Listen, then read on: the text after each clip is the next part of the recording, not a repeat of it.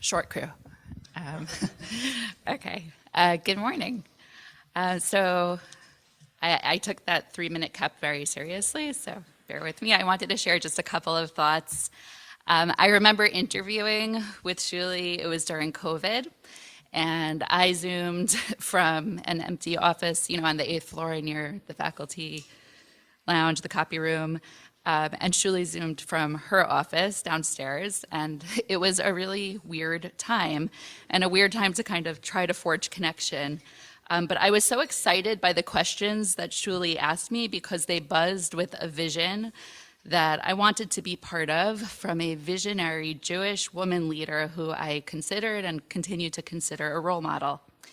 And when I speak to people about working at JTS and specifically about having this incredible cohort of junior faculty that the seminary has invested in under Shuly's leadership, I see myself as part of Shuly's legacy here, and it's an honor to be part of that legacy.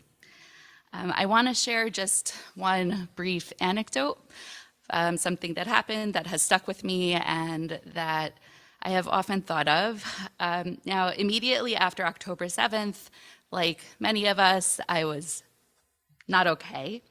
And I'm talking about really like that week right after when we didn't yet know the full scope of what had happened and we didn't yet know what was going to happen.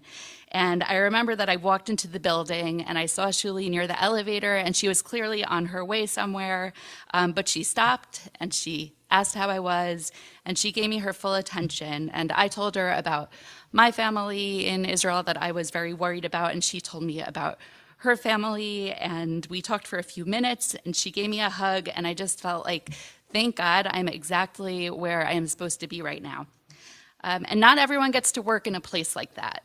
So Shuly, I want to say from really the depths of my heart, thank you.